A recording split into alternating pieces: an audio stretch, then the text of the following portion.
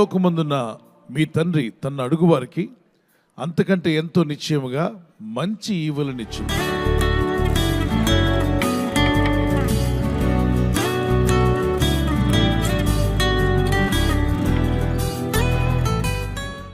Parents దగ్గరికి వెళ్ళి మీ నాన్నగారిని కానీ ఏమన్నా, నాన్న నాకు చేప కావాలని అడిగారు అనుకోండి, చేప ఫిష్ అడిగావా నువ్వు, ఇదిగో పాము ఇస్తాను తీసుకో అని ఏ తండ్రిని అంటాడా?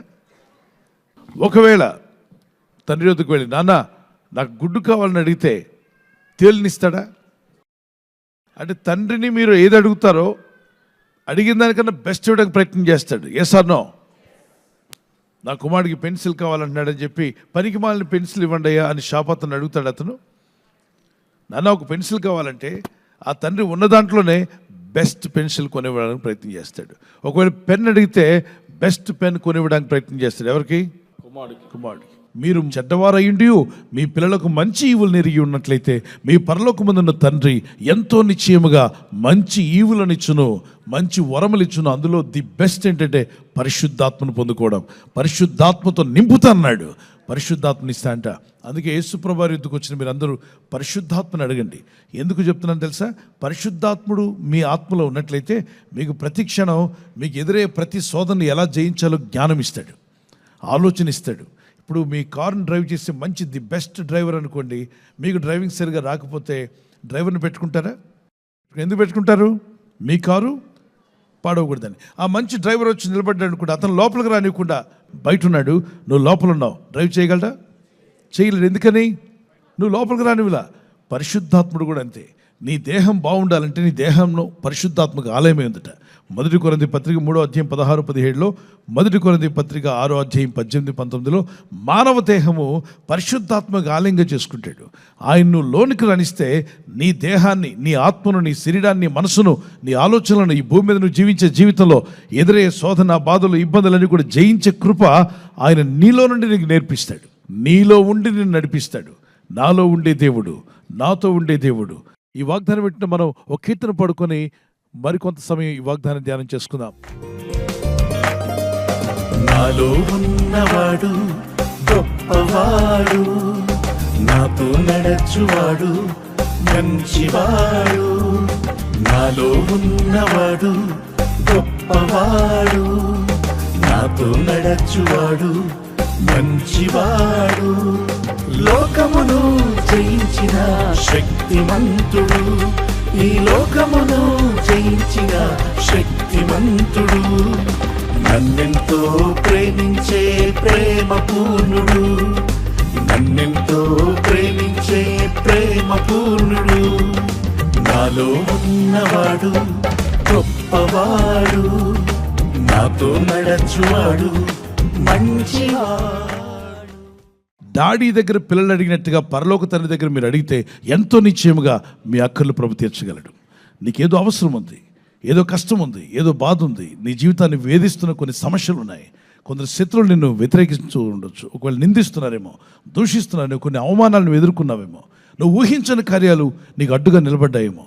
నీ జీవితం ముందుకు వెళ్లకుండా, ఆర్థికంగా అభివృద్ధి పొందకుండా, ఆశలు అడియాశలు అయిపోతూ, ఆశా భంగం జరుగుతూ, ఆత్మీయతలో, భక్తిలో, విశ్వాసంలో, ప్రతి విషయంలో కూడా కొన్ని అడ్లు ఆటంకాలు ఉంటే వాటిని ఇప్పుడే తొలగించమని నువ్వు ప్రార్థన చేయగలిగితే అడుగు వారికి నిశ్చయముగా తండ్రిని దేవుడు సాయం చేస్తాడు. నమ్మిన వారు దేవునికి స్తోత్రం చెప్పగలరా? భోగెచ్చల కొరకు కాదు నీ ప్రార్థన. నా ఆత్మను బాగు చేయ్యా, నా పాపాలు క్షమించయ్యా, నా శాపాలు తొలగించు, నా బ్రతుకును మార్చు, నాలో ఉన్న వంకర బుద్ధులన్నీ స్ట్రైట్గా చేయి, ఆలోచన విధానం మార్చి, నా చెడు స్నేహాన్ని తొలగించు, చెడు అలవాట్ల నుండి బయటపడాలి. మీరు ఆశించున్నారు కానీ మీకేమీ దొరకలేదు. ఆశిస్తున్నారట అది కావాలి ఇది కావాలని, కానీ దొరకట్లా. వారు అడుగుతున్నారు దేవుణ్ణి ఏమని? చెడ్డ విషయాలు అడుగుతున్నారు, అప్పుడు దొరకవు. నరహత్య చేయుదురు, మత్సరపడుదురు కానీ సంపాదించుకోలేరు. మీరు మత్సరపడినా, అసూయపడినా సంపాదించుకోలేవు. తర్వాత పోట్లాడతారు. ఏంటి? ఆస్తిపాస్తుల కొరకు పోట్లాట్లు, కొట్లాట్లు, తన్నులాట్లు, కోర్టు కేసులకు వెళ్తారు, పోట్లాడుదురు, యుద్ధము చేయుదురు కానీ దేవుని అడగనందున మీకు ఏమీ దొరకదు.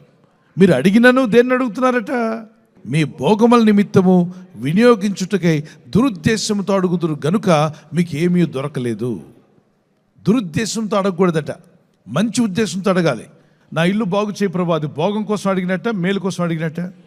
మా తండ్రిని బాగు చేయండి, మా అమ్మను బాగు చేయండి, మంచి ఆరోగ్యం ఇవ్వమని. ఇది చెడా మంచా? ఒక బండి లేదు, ప్రభా బండి ఉంటే నీ పరిచర్యకి వెళ్ళాలనుకుంటున్నాను, సేవకు రావాలనుకుంటున్నాను, సంఘానికి వెళ్ళాలనుకుంటున్నాను, ఒక వాహనం దయచేయి ప్రభా. అడగొచ్చా? అడగకూడదా? ఇది భోగముల కోసం అడగడం కాదు.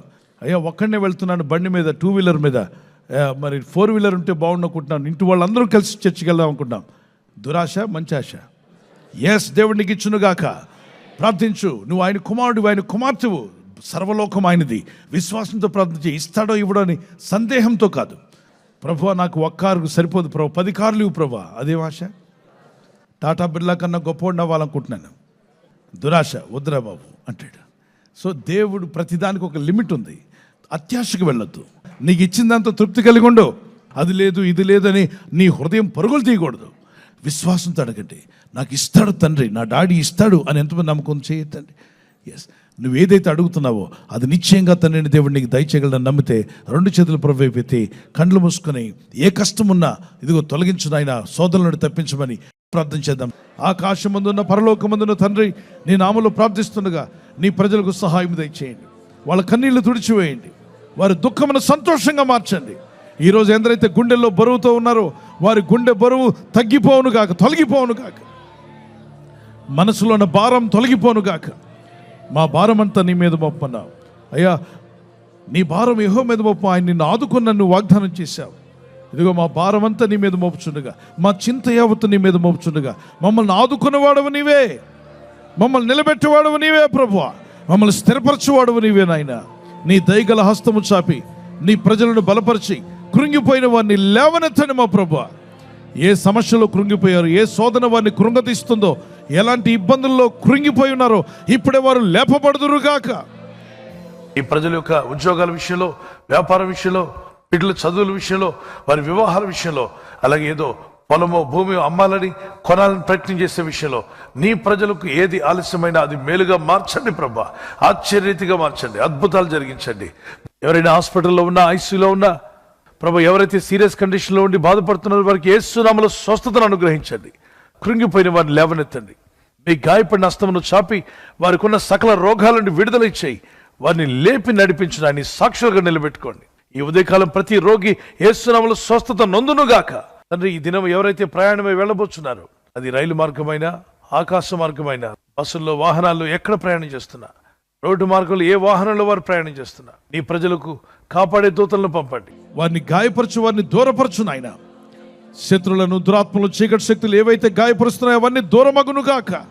దేవుని పిల్లలైన మీకు సమాధానము, నెమ్మది, యవన బిడ్డలైతే మీకు మంచి భవిష్యత్, పెద్దలైతే మీకు, మీ కుటుంబాలకు దీవెనాశీర్వాదము, మంచి ఆరోగ్యము, సమాధానము, దీర్ఘాయుష్యు ప్రభు నా మహిమార్థమే అనుగ్రహింపబడును గాక.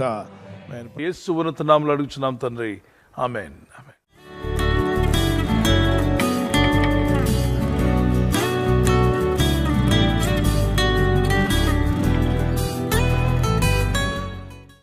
బర్త్డే జరుపుకునే వారందరి కొరకు చిన్న ప్రార్థన చేద్దాం.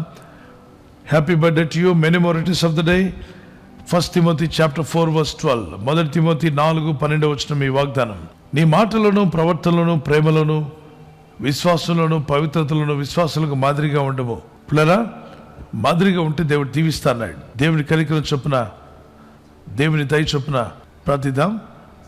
వీళ్ళందరూ కూడా దేవుని కనికరం చొప్పున వారు దీవించబడాలని, మరి బర్త్డేలో ఎంటర్ అయిన వారందరూ కూడా మీకు మంచి భవిష్యత్ దేవుడు ఇవ్వాలి, మంచి మేలు కలిగించాలంటే, ఆయురారోగ్యం కావాలంటే మన మాటలో, ప్రవర్తనలో, ప్రేమలో, విశ్వాసములో, పవిత్రతలో విశ్వాసులకు మాదిరిగా ఉండాలన్నాడు. విశ్వాసులకు మాదిరిగా ఉంటే దేవుడు దీవిస్తానని వాగ్దానం చేశాడు. ఆ వాగ్దానాలు మీ మీదకి వచ్చును గాక. God bless you. ప్రభు మిమ్మల్ని దీవించాలి మా ప్రార్థన. ఆల్వేస్ మీరు ఆ విధంగా ఉండాలని, ప్రభు కృప మీకు తోడే ఉండాలని మా ప్రార్థన. God bless you. Wedding anniversary జరుపుకునే వారికి మీ వాగ్దానము జోబ్ చాప్టర్ 22 వర్స్ 28. నీ మార్గముల మీద వెలుగు ప్రకాశించును. Light will shine on your ways. మీ మార్గముల మీద వెలుగు ప్రకాశించి మీరు వర్ధిల్లి అభివృద్ధి పొందుదురుగాక.